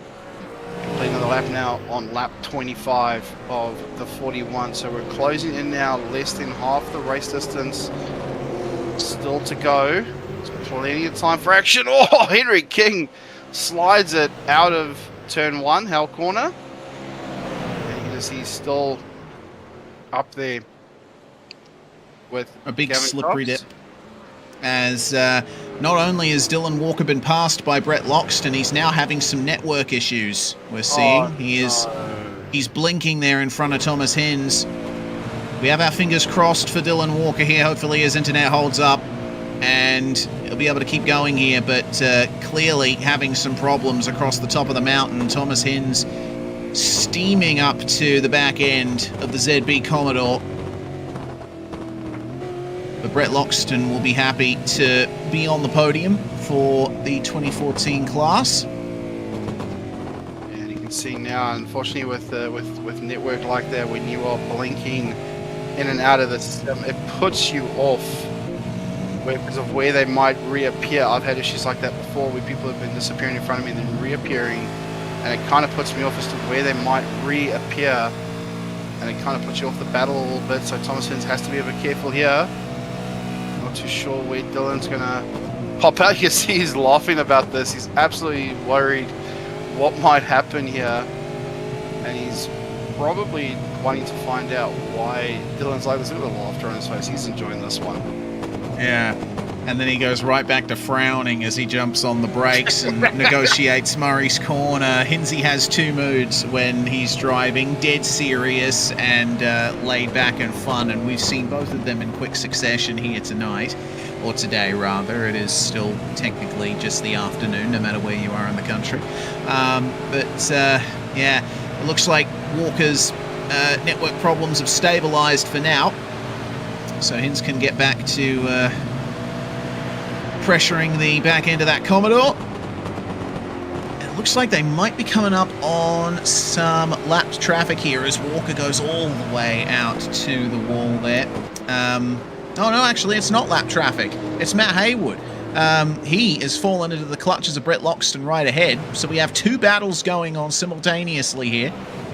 Loxton back into the 204s meanwhile. It's just incredible pace from car 209 at the moment. So Haywood is under massive threat for the overall podium places. I think we've actually got 3 battles going on here, Reese. So we've got the top with Lockhart Brownlee and Aaron Gilbert. We've now got this battle here with Matt Haywood and Brett Loxton, and then Dylan Walker still trying to fight those connection issues, fighting out with Thomas Hins. And then further back, we've got Gavin Cox and Henry King. So make that 4 battle packs. We're looking pretty spicy right now. Yeah, absolutely. In this mid-phase of V8SCOPS supports at Bathurst. Still waiting on the final pit stop from all of the remaining cars in this field. We have unfortunately lost Martin Lipsky, Remo Grossenbacher, and Mitch Nahan from the competitors list. So, not ideal for 3 of our 18 cars that took to the start, but 15 still running. One of them a lap down. That's Gary Watson, who is just trying to avoid drama at this point. Just to be able to hitch a couple of points to his Falcon out of this one. As look at the exit from Brett Loxton there. It only took him a lap or so to make up that second and a bit to Matt Haywood, and he's bump drafting him down Mountain Straight. Moves to the inside for the upcoming corner, which is exactly where you want to be, and Haywood says, all right, mate, you can have it. I'm not going to fight you. Yeah, absolutely brilliant move right there. Slingshot engaged, if you will. He was right on the back bumper of Matt Haywood, pulled out and got that job done before before Griffin's Bend. So an absolutely awesome move there by Brett Loxton. Look at the back here. Thomas Hins is now still focused on trying to get past Dylan Walker, while at the same time, Dylan Walker is closing in on Matt Haywood. So this battle between 2 and 2 is now becoming a battle between the 4. Let's see if this brings any more action to the fold. Look at the way the car's dancing over the top for Brett Loxton, coming over McPhillamy. That is absolutely breathtaking stuff. Oh, cut the corner there. But Dylan Walker gets a little bit too hot coming over Skyline. And I think that might incur a slowdown for Dylan Walker. As we can see now, Thomas Hins will try and see if he can take advantage of that miscommunication there. Here we go, down the inside. And Dylan's going to have to serve potentially a slowdown there whilst Thomas Hins gets on through. There you go. Oh, yeah. Flash headlights. He's going to try and fight back here. Picks up the slipstream through Conrad. And into the chase they come, and actually, no. Walker still has not finished serving the slowdown, so he had to lift off quite early. I thought for a second that he was going to try the move on Hins, but apparently not. That's going to be that particular one done there for Dylan Walker. We'll catch that moment again for those of you who missed it. Hins all over the curve on the exit of McPhillamy, and I think Walker was spooked a bit by Hinsey moving to the inside there. That's not usually a place you go for a pass. So yeah, no surprise that Walker had a slowdown to serve. Yeah, absolutely a bit of a shame there for Dylan Walker. He thought he had served. And Chad Lewis now in the pit lane to serve stop number 2. So Chad Lewis will get himself fueled up to the end. Might have been chucking on a fresh set of tyres while he's at it. Let's look back at this battle here at the front. Lockhart Brownlee, nice and wide out of Griffin's Bend, getting chased down by Aaron Gilbert, coming up towards the cutting. And this is one of the awesome little sections of the track here. It's up the mountain, it's blind. Look at Lockhart, he's sliding all over the place in that Mustang, and he's absolutely throwing it around right now on the mountain, trying to keep Aaron Gilbert behind him. Gets nice and close to the wall. Gets the car dancing over the top there. Absolutely awesome stuff by Lockhart as they come down through down to the downhill section of the mountain, through Dipper, and up towards Forest Elbow as well. So you can see there's still a bit of a nice mixture between the different classes of cars here. Lockhart Brownlee locking up the wheels, going sideways into Forest Elbow. And manages to get it gathered up and down the straightaway again. I think these tyres are starting to say, listen, please put me out of my misery. Yeah, I gotta say, I'm surprised that Aaron Gilbert's been able to stay in touch with Brownlee these last few laps. I thought that with how quick Brownlee was, he would have a little bit bit of a tougher time getting past Gilbert and maintaining the gap, but it's been great to see that Aaron's been able to stick with him here. But we're coming up to now 13 laps to go in this race, which is around about where you would expect a pit stop to be completed. So we might see our first couple of second pitters come in very shortly. Haywood versus Loxton versus Hins. You can throw Hinsey into there as well. I'm sure he'll catch up to this one in no time. Is there going to be another move to be made here? Loxton now back up the inside of Matt Haywood, and this time it's fought a bit harder. Haywood, though, gets over the crown in the road and washes out wide. Thomas Hins is immediately there to take advantage. Haywood has the defensive line for the cutting. Leaves just enough room for Hinsey to keep his nose in it. But they stay as they are on the way out of the corner. And that little bit of side-by-side has brought Dylan Walker right back into contention. Certainly has. Dylan Walker now has found himself a G'day Chell free card here. He's now back up on the back of these two and will try and get a move done. Thomas Hins not going to give this one up without a fight. Right onto the back here of Haywood. Oh, bit out wide there for Haywood. Gets it well over the curb. Dancing down the mountain now as they bring these cars slowly down the mountain. Dylan Walker sideways coming into the dipper, sideways coming out of the dipper. So Dylan Walker's now really pushing it. He's really sideways. He's with that car full lock. Coming out of some of the corners there. I think those tyres are starting to go. He's pushing a little too hard now to try and catch up to Thomas Hins and Matt Haywood now. This is some brilliant race action here. As you can see now, Thomas Hins closing up on the back of Matt Haywood. We'll see if he can make anything stick here down into the chase. Nothing there. Still got a handful of laps left to go. At least 11 laps on the clock. Haywood is going to give this one up. He's going to come into the pits for a fresh set of boots. Whoop! Oh, no. Oh, no. He's gone sideways into the dirt. Slow it down. Oh. Okay, that is the most adventurous pit lane entry I've seen in a while at the mountain. Matt Haywood cutting his way in to the pits. Let's have a look at an onboard replay of that one. Yeah, this is a very difficult pit entry to make. You got to negotiate an S-bend chicane on entry. It looks like Haywood might have locked up the rears on the way in and couldn't quite get it in straight. He was probably trying to regain the time that he lost there from that slightly botched entry. But ultimately, the car comes into the box in one piece, and it'll surely exit the pits in the same fashion. Gavin Cox and Henry King join Matt Haywood in the lane for the final stop. And 29.4 seconds for Matt Haywood. 29.1 by your overlays.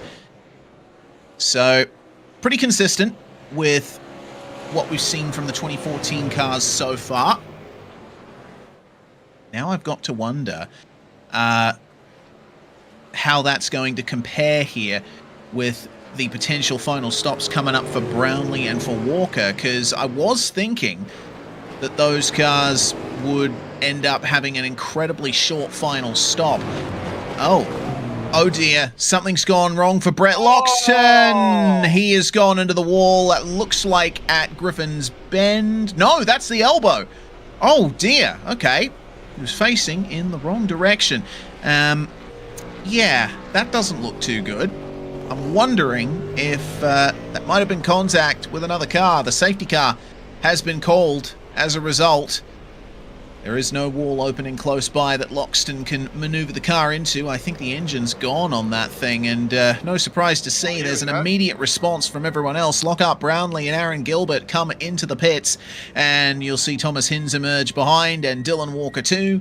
Daniel Stevens will likely be next in. I think if you don't pit now, probably not the smartest decision.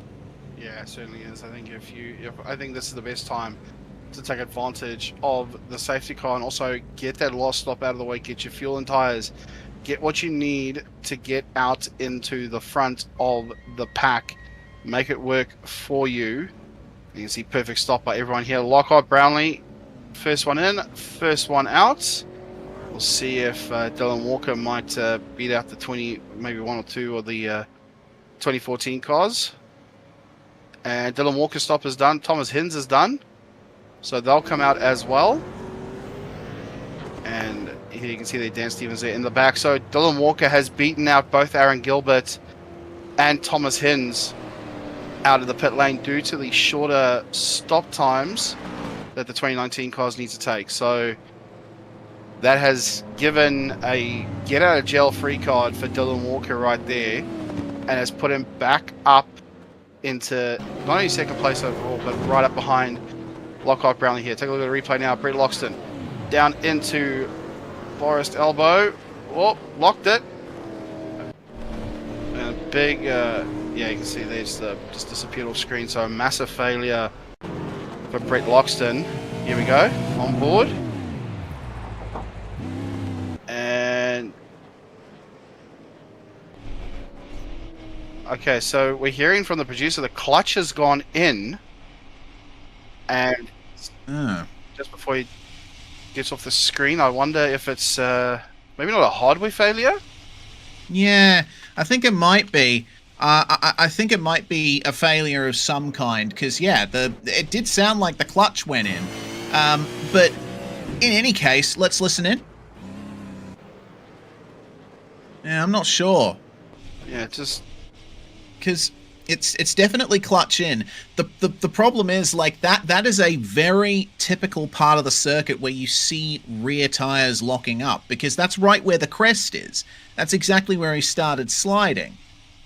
Yeah, so I wonder if it's maybe not in addition to the clutch popping in, that he's also had a bit of a hardware failure as well, and that sort of sent him around, and then you can see the damage that he's caused, that's caused, and also he can't get that engine refired. So under safety car now is bringing the field under control. That is a weird one. Hopefully we can get a bit of an explanation from Brett maybe later on in a chat or something, just to find out what's happened to him. Well, don't forget as well that Loxton and Hins will be taking part as a team in the 1000 tomorrow. So I guess if there's any silver lining to this for Brett Loxton, it's good that he's had this issue now, so that he can potentially anticipate and try to prevent it happening in the great race tomorrow. Still far from ideal. He was looking for a fantastic result here today, and now that will not happen. Yeah, we've also got also just a bit of a reminder to everyone, we've also got the qualifying on as well for this later on today. So after this, we'll see some qualifying for the Gen 3 cars, and also a top 10 shootout, I believe, before we... Top 15 shootout. Oh, top 15. Okay. So there we go. Yeah. Bit of a top 15 shootout. Thank you for that one, Reese. Top 15 shootout. Not really what we normally see in the real world, but top 15, I'm happy with that. 5 more cars to keep an eye on as Gary Watson gets permission to drive by and go on through to get around to the back of the field. But yeah, that's so Loxton might take this opportunity. You're right, Reese. I think, unfortunately, it's a bit of a good thing he's had this issue, so he can maybe jump into a Gen 3 car, might get some practice in before you go qualifying later on tonight. And yes, we'll see if this helps him out a little bit, and might be able to help him get a little further up at the field, as him and Hins are going to be doing the 1000, like he said, tomorrow here on SimSpeed TV. Yes, so there it is on the screen for you. After this race has concluded and we've had our podium interviews, we'll go off the air for a period, and then at 6:55 Australian Eastern Daylight Time, we'll be getting back on for the main game qualifying and the top 15 shootout. For those of you in the West, that will be 3:55 p.m. That's about 5 minutes to 4 o'clock, and it'll be 5:55 p.m. for those of you in Queensland. South Australia, good luck. I have no idea. And anyway, we'll half an hour behind that for South Australia, apparently. 6:25 Central Daylight Time. Okay, well, and then, and Dan's just mentioned, don't forget the Northern Territory, which is half an hour behind that. Jeez, I hate this country's time zones. Oh, man. I love Australia. I love living in Australia. I love being Australian. Only thing I hate is when daylight saving time comes around and we all do something different, don't we?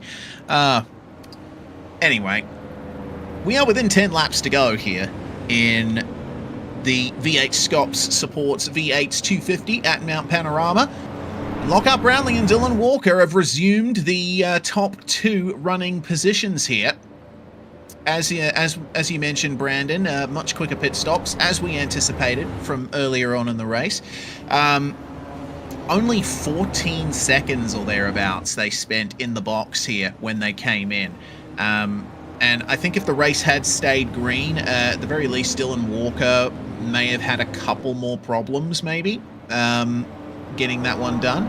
But under safety car, it has allowed them to well and truly resume running as they are. The downside of it is, yes, Brownlee may have pace over Aaron Gilbert, but he's a bit closer than he would like. The safety car, of course, bunching up the field. Yeah, it certainly has, and this has sort of brought back a lot of the drivers out the back, like Thomas Hens, Matt Haywood, Dan Stevens, Chad Lewis, Henry King, all those guys at the back there, who are all looking, they've all got the pace, they just haven't been able to keep up with Lockhart, Dylan, and Aaron. So it's just kind of brought the whole field back together, as we saw a little bit earlier there from a message from Race Control. Safety car will come in this lap. So Lachlan Capel driving that beautiful BMW safety car will lead the field down the mountain. And you can see now everyone's just going to get ready for the last little burst of the sprint here. 8 laps to go. It'll be following when they cross the line. But yeah, this has certainly brought everyone back into the fray. Dylan Walker will be now looking for a reprieve here to try and get back in front of Lockhart Brownlee.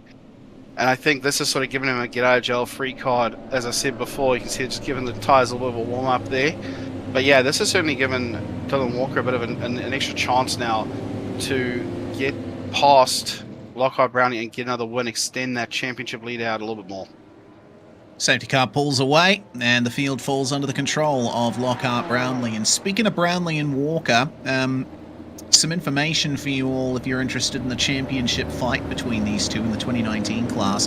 There were 30 points between them coming into this race when the 3 drop rounds were provisionally applied. You can drop the results from your 3 least scoring rounds in this championship.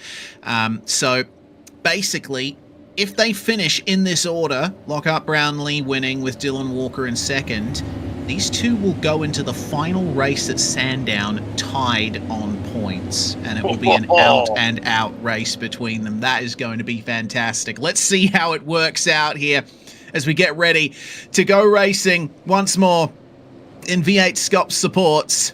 9 laps remain on the ticker when they cross the line. And you see how much Walker is pressuring the back of Brownlee already. He does not want to be taken by surprise. He doesn't want to leave anything on the table here. He wants to stay in touch with Lockie as they get this race going again. When does Brownlee decide to go? He can go anytime he likes from now. Looks like he's going to wait for the apex of Murray's Corner to put the power down and get things going again. Green flag flies, and we are racing once more. The top 2 breaking away from Aaron Gilbert, who's now under quite a bit of pressure from Thomas Hins. Matt Haywood right there as well. That's your top 3 in the 2014 class right behind them. But look at the start that Brownlee has gotten here. He's nailed the exit of Murray's, he nailed the exit of Hell Corner, and he leads by 0.3 of a second on the way into Griffin's Bend. Now he just needs to nail the run across the mountain.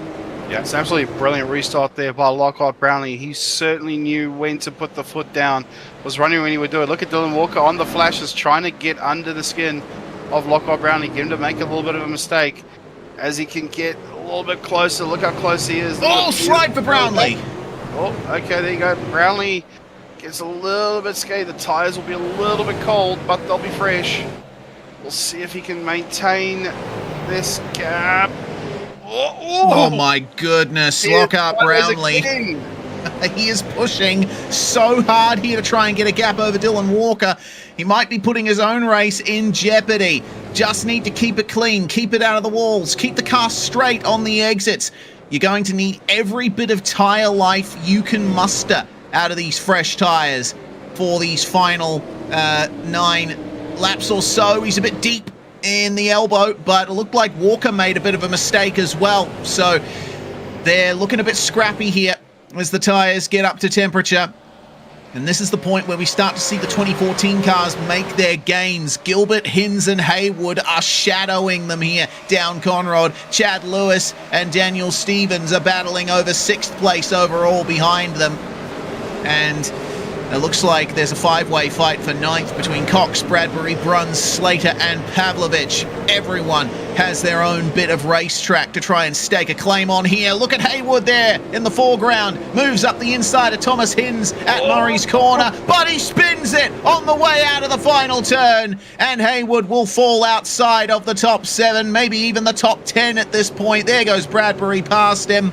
And now Haywood will get up to speed just as Colin Bruns gets alongside him into turn 1. So Haywood will remain in the top 10, but that's a disastrous error for Haywood to make. Oh, that is just gut-wrenching from Matt Haywood there to make a move like that. Had all the pace to get past Thomas Hinz. Unfortunately, it has not worked out for him. He did go a little too far over that curb, in my opinion. You can see the car was up on 2 wheels, and as it came down, the power just took too much out of that one and has sent him around, and he's lost those places there. We'll back up the front now to Lockhart Brownlee. And look at the slide on Walker. Walker's getting it sideways. This is epic to watch. 34-41. Let's keep it going, boys. This is fantastic driving from Lockhart Brownlee and Dylan Walker. I don't know if it's benefiting their pace much, but it's certainly incredible to watch as they throw their Gen 2 machines around. See how much curb Walker took there, coming down through the S's, and he's nearly clipping the wall at the apex of the Dipper as well. It's a late safety car like this that really defines the racing at this track. This is Brownlee's view back, and also watching him in the real world. Keep an eye on his eyes, keep an eye on his features as he tries to figure out what to do next. He can see that Dylan Walker is still in the slipstream. He's watching him creep up ever closer in the rearview mirror, but now it's time for him to focus eyes forward on his braking point for the chase. Brownlee running paddle shifters on his rig, so he isn't taking his hands off the wheel. It certainly allows him to be a bit more aggressive with his inputs, but every so often you see him glancing up at that rearview mirror. He knows that Dylan Walker is going to be trying everything he can to get the win here and maybe get a little lead in the championship coming into the last round. As you said, Reese, I mean, if it finishes the way it is now, these two go into the final round of Sandown tied on points, and that's going to give us a race to watch at Sandown in the final round later on in November as well is when that round will be. But this is Bathurst. This is where it'll be a make or break here for Lockhart Brownlee. Look at how much he is trying to throw that Mustang around, and Dylan Walker is throwing it around behind him. Dan Stevens now head up into a position. Oh, Lewis! Chad Lewis is around at Griffin's. Oh, and he's lost his front bumper as well. Oh, that's a massive crash that Chad Lewis has just had there. And it looks to me like it was rear-end contact from Daniel Stevens that did it. Oh, no. So, yeah, I can see just Chad Lewis's name was dropping down the order there as everyone was just going past him. We'll see how it happens into Griffins. Oh! That's a big hit. Oh, that Daniel is Stevens. Hit. Oh, Dan Stevens out sideways for good measure there for our viewing pleasure, but this might... Oh, God. Oh, that's a small touch. That's really interesting, because like I thought for a second that Dan Stevens had missed his braking point, but from that point of view, it looked like Chad Lewis got on the brakes early for Griffins. He was in the middle of swapping his line. Watch here, it's about the 100 marker that they brake, even a bit later. But yeah, Chad Lewis offline trying to get back onto the racing line for the corner. I think got on the brakes a bit earlier than Stevens expected.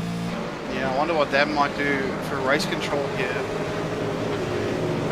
He's also been given permission to tow, so we're not going to see another safety car from that. We're going to remain green here. All right, so we've been given a green flag to go by race control. Fantastic to see there, but I'm interested to see what sort of ruling they'll make out of that one, as Dan Stevens now tries to defend here off Henry King, coming down the front straightaway, coming down back down to Hull Corner. And yeah, I'm baffled by what we just saw there with that battle. I mean, with Chad Lewis and Dan Stevens. I'm interested to see what sort of ruling race control would make it. And well, I guess we'll just have to wait and see if race control would say anything up until that point. A little bit more for them to look at for these last few laps here in the Bathurst V8s 250. And not much damage on the front of Stevens' car. So yeah, it was a very light touch into Griffin's Bend, but as you said, I mean, that corner does get away from you, so it's easy to put the car around and easy to get the car out wide through there. And Dan Stevens with a penalty here, I believe.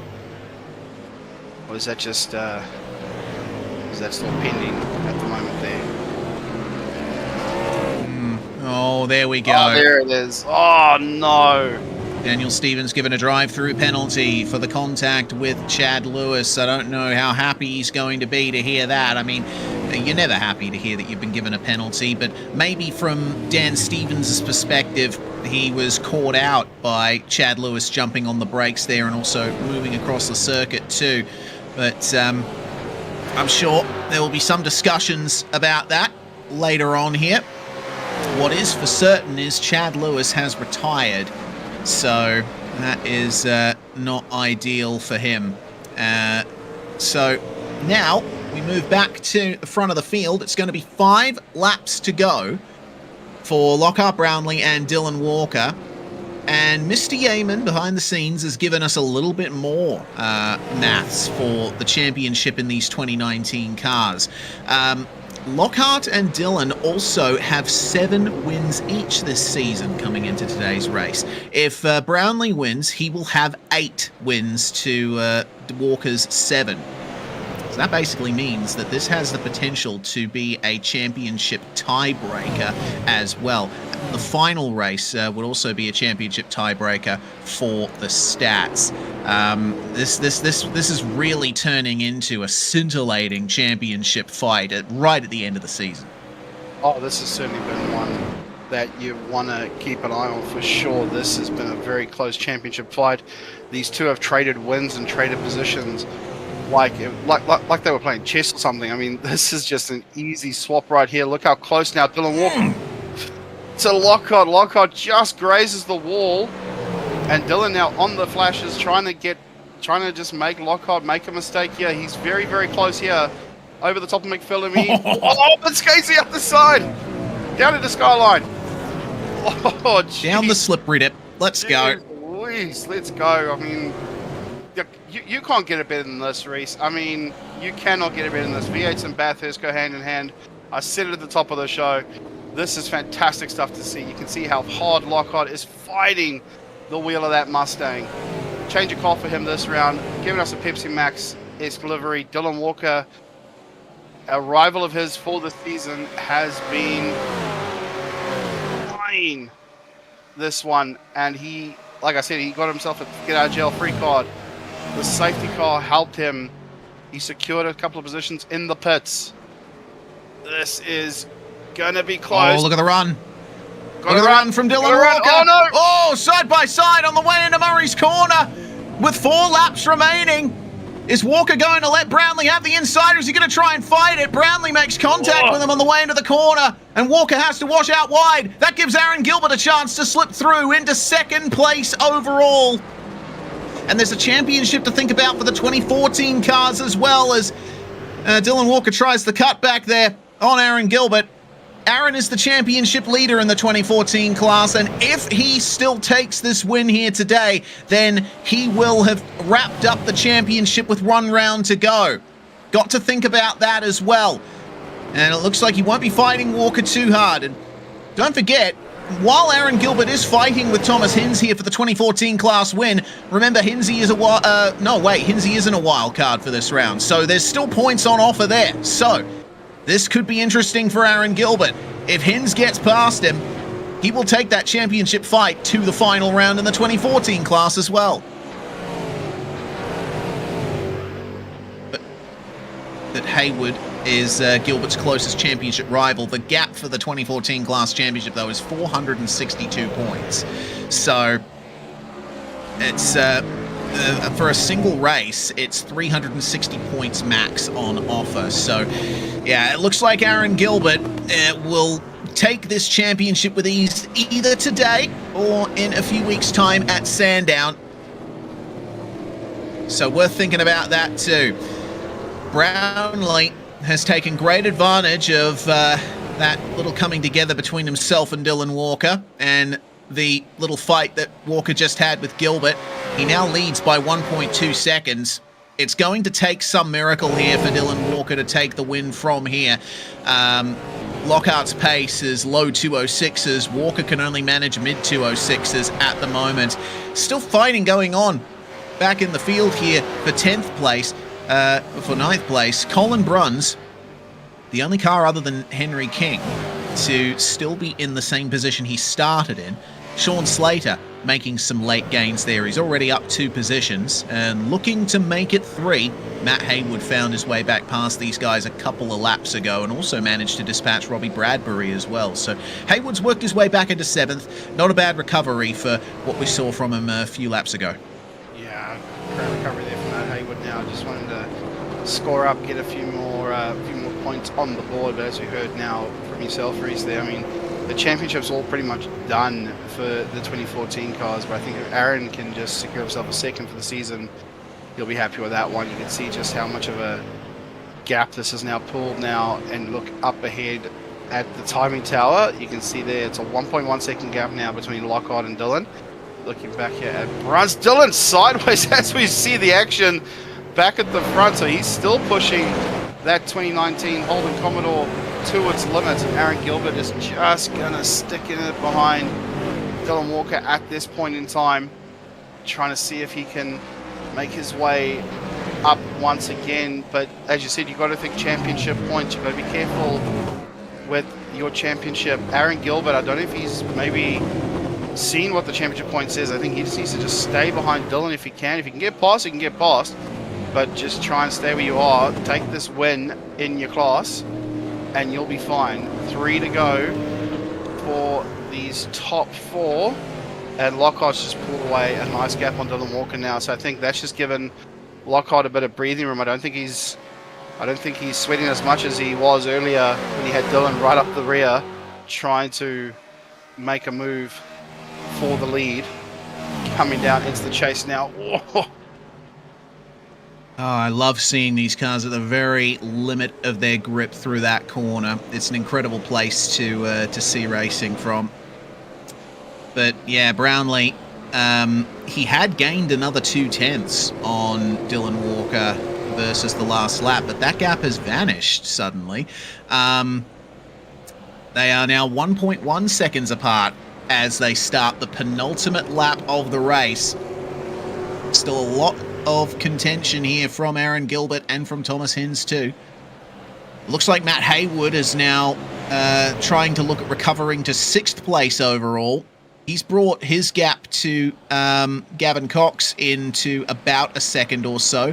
Ran 3/10 faster than Gavin on the last lap. So that's worth keeping an eye out for as well. That's not the best exit from Griffin's Bend that Dylan Walker's ever had. Aaron Gilbert will be right on his rear bumper, coming up to the mountain through the cutting. And it looks like, yeah, Walker, it seems quicker than Brownlee in the last sector, but here across the top of the mountain, it's not entirely working out for him. Brownlee has brought that gap back out to 1.3 seconds. The Orbit Drop Bear Mustang, evidently, a little bit better across the top here than the Momentum Sim Sport, number 53 of Dylan Walker. But through the dipper for the second last time in this race, there's still no telling exactly what's going to happen over the final 6,213 meters of this race. Yeah, there's no telling. It's not over until that flag flies to signal the end of this one. Gavin Cox, now you can see there, trying desperately to keep Matt Haywood behind him for position. Colin Bruns and Sean Slater also going at it. Peter Pavlovich and Dan Stevens now also back on a charge after having to serve his drive-through penalty for the contact with Chad Lewis.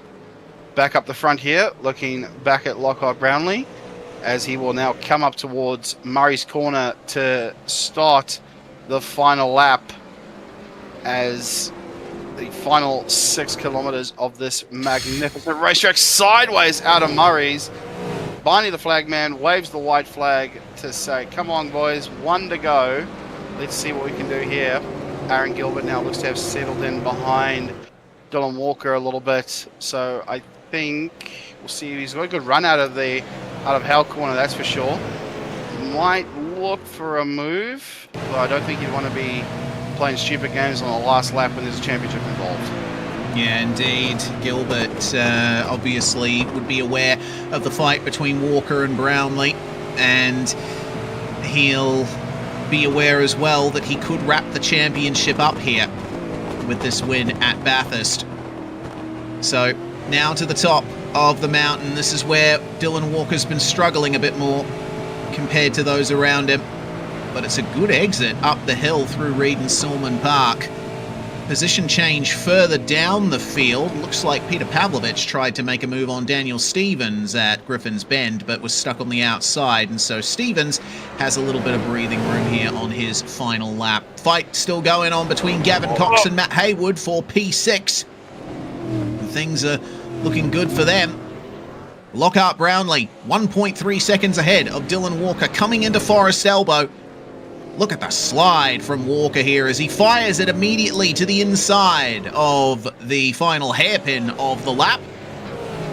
And away down Conrod Straight we go, one last time here. This is only the start of the action for this weekend. Reminder that a little bit later we will have qualifying in the top 15 shootout for the V8SCOPS Bathurst 1000, which takes place tomorrow. We're going to have anywhere from 6 to 8 hours of racing for you all in Sunday's action, but Lockhart Brownlee has done enough here in the V8 support category race to take the win and make himself and Dylan Walker equal on points coming into the final round at Sandown. Celebration for Lockhart Brownlee as he takes the win. Aaron Gilbert behind will take the win in the 2014 class, and I think that's basically championship wrapped up there. A successful title defense from the Team Jinx Shifters #1. Yeah, absolutely brilliant stuff there from the drivers. Aaron Gilbert now will try and do a bit of a celebration for himself there. He's the 2014 Gen 1 champion, and what an absolutely brilliant little celebration there. Look at Henry King. He's going to come up alongside him. He's going to celebrate with his teammate there. Beautiful stuff by Aaron Gilbert. Round 1 didn't even finish, I believe, with an engine issue, but has put together a fantastic championship season in the 2014 cars to keep the #1 on the door for himself. So brilliant job for Aaron Gilbert. Congratulations to him. Yeah, brilliant stuff. And Henry King makes it a Team Jinx Shifters 1-2, with Thomas Hins lifting off down Conrod on the final lap to let Henry King by. And there's Brownlee celebrating his victory right next to them. I haven't seen a car move like that in a burnout in a while. Almost looked like he was crabbing. But celebrations throughout the whole field here. Successful completion of a 250-kilometer race at Mount Panorama. And I got to say, though we did see a couple of instances of contact, the racing by and large was clean and fair, which is exactly what we love to see. Oh, it's absolutely fantastic to see that. And we look at the results now for overall of the 41 laps of race action. Lockhart Brownlee taking the win for Orbit Drop In Motorsport. Behind him, Dylan Walker, his main championship rival. They will go into Sandown tied on points. Aaron Gilbert, Henry King, and Thomas Hins. Not too sure what happened to Hins there, but look at that. It's Jinx Shifters 1, 2, and 3 for them. Gavin Cox in 6 overall. Matt Haywood, Robbie Bradbury, Colin Brunt, and Sean Slater round out the top 10 overall for our V8's 250. Dan Stevens down 11th, Peter Pavlovich 12th, Gary Watson 13th, Chad Lewis 14th with a bit of recovery there, and then unfortunately Brett Loxton, Martin Lipsky, Rema Grossenbacher, and Mitch Nayan unfortunately have not been classified as finishers. Bit of a shame there, but all in all, a damn good race. Very good indeed. We did see one appearance from the safety car. Lachlan Capel at the wheel of that one, and it looks like we can move straight into driver interviews, and we'll go to Lockhart Brownlee first, taking the win in the 2019 class. Lockie, that was a very intense fight with Dylan Walker. You guys have been racing each other hard all season, but thanks to that result, it looks like you guys are going to be equal on points coming into the final round. Yeah, I know. Interesting. Yeah, it was a tough race. Didn't get the quali lap that I wanted, so started a fair way down, even though I was only, I think it was 3/10 off, but I was however many grid rows back from Dylan and working my way up to the front, and then tried to walk away, but obviously that safety car came, and I had put more fuel in that first stop, so just to cover off something like that, but and Dylan, I think, short fueled it a little bit on that first one, and especially in the safety car stop, he he was coasting a lot to get that to the end, at least under the safety car. But yeah, I had a fair bit of pace at the start. I got into a nice groove, and then I slowly started to back off, just preserve the car, get to the end. It's Bathurst, you don't want to go into a wall somewhere. But then obviously the safety car came, and I had to kick back into into full speed, and luckily I could get there in the end. But yeah, it was a tight fight, and it was good fun. Well, my next question is this the end of your Bathurst weekend, or are you going to be taking part in the great race itself? Unfortunately, I can't do the Bathurst 1000 this year. I was supposed to.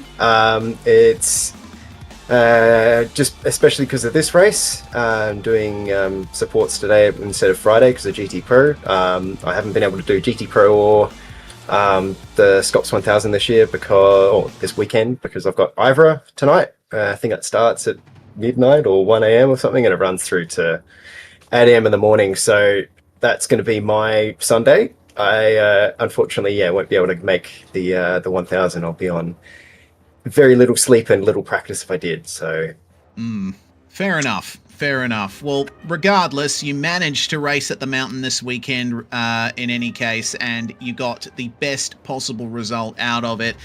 You will be in contention for the championship coming into Sandown in a few weeks' time alongside Dylan Walker. So, it's going to be a very interesting November. Is there anyone you want to thank before we let you go? Yeah, I want to thank everyone at the team. Obviously, I think it was Brad or Sam that made this setup last year. I was actually supposed to race this car with this livery with Dylan last year, but unfortunately was moving houses, so didn't get to race it. So yeah, obviously everyone at the team, so Orbit Drop Bear, all the sponsors associated with, so Revolution Race Gear, Demon Tweaks, Encozy Engineering, Hybrid Simulations, and HRS. And then everyone at SimSpeed and SCOPS AOG, however you want to call it, for putting the event on, and everyone for showing up as well. It's not possible without you guys. It was a very good turnout for this round. That's Lockhart Brownlee, winner of the 2019 class. Congratulations, and we'll see you next round. Yeah, I'll see you next round. Thanks, guys. Next up, Aaron Gilbert, who won the 2014 class. And Aaron, it looks like that has done just enough to potentially wrap up the title for you a round early. I believe so, yeah. Yeah, okay. It has been confirmed by Dan Yeaman. So, it looks like the pressure might be off for Sandown, but I'm sure you're still going to be showing up and giving it your best. The plan is to go in the last round and try and win the thing. And the whole season on all wins, really. Well, not all wins, but all podiums would be nice. So, that's really good that I've signed up the championship there, and it's really good. That's 5 in a row for me now, so it's it's quite an accomplishment for me and the team. We're just on top of this car, I think, really well, and we work really well together on it. So it's been a privilege to drive for the team and all that. So it's good. Yeah, you've obviously gelled very well with these 2014 cars. They've been your main weapon in V8 competition for quite some time. What is it about them that appeals to you so much? I don't know. I feel like it's their raceability, to be honest, for me. And you can like really drive them hard. They like really reward driving hard, and where like some of the newer gen supercars, you got to drive them be a bit more patient with them and be a bit slower with them. And with these cars, yeah, you can like really get in the throttle real hard and wrestle the thing around, and I really enjoy it. So that's probably the main thing. Well, I'm sure that HJR Team Jinx Shifters is preparing well for the great race tomorrow. You guys always come with a large and well-prepared team to tackle the mountains, so we'll wish you best of luck for the rest of your weekend, Aaron, and congratulations on the title, I suppose, unofficially at this point. We'll have your official championship celebrations at Sandown in a few weeks' time. Anyone you want to give a shout-out to before we let you go? Just want to thank the HJR team, Jinx Shifters, Wilson Security, and well, not Wilson Security, Industrial Sales, and all the other small sponsors we got on the car this year. And yeah, we'll bring on Sunday. Now I've got to go and qualify that car now. Absolutely, got to switch into that Gen 3 machine, and hopefully you're comfortable quickly, Aaron. Thanks for joining us, and maybe we'll be talking to you again before the weekend's out. Yeah, maybe. I don't know. We'll see. We'll see how we go. 1000's a big challenge, so. Absolutely. Aaron Gilbert there with a successful day in the V8 supports category. Great stuff, Brandon. We're looking forward to seeing how this championship in the 2019 class is going to wrap up at Sandown. It will be on the 7th of November, the finale. And yeah, I mean, what a place to end this championship on, another classic Australian track. Oh, absolutely fantastic to see that we end the season with 3 iconic Australian racetracks, whether it be Phillip Island last time out, Bathurst tonight, and Sandown for the next one. Looking forward to it. As am I, as you all should be out there. We are going to sign off for a brief moment, but coming up again very shortly is going to be round 12 qualifying and top 15 shootout for the Bathurst 1000 in the main game. Our coverage will resume at about 5 minutes to the top of the hour. Until then, we hope that you sit back, relax, gather a drink, gather a snack, because we are going to have some maximum qualifying action coming up for you here on SimSpeed TV. We'll see you shortly. Racing isn't easy, but experiencing it is. iRacing puts you in the driver's seat with the industry's leading sim racing game. Drive on laser scan replicas of the greatest racing circuits from around the world. Go head-to-head against other drivers chosen by skill-based matchmaking to ensure competitive racing at every level. Compete across all your favorite series. In officially licensed cars, engineered to deliver the most accurate driving experience possible.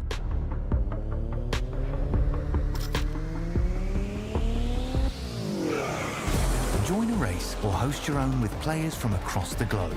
Race against the computer or in a league with friends. Feel the thrill behind the wheel.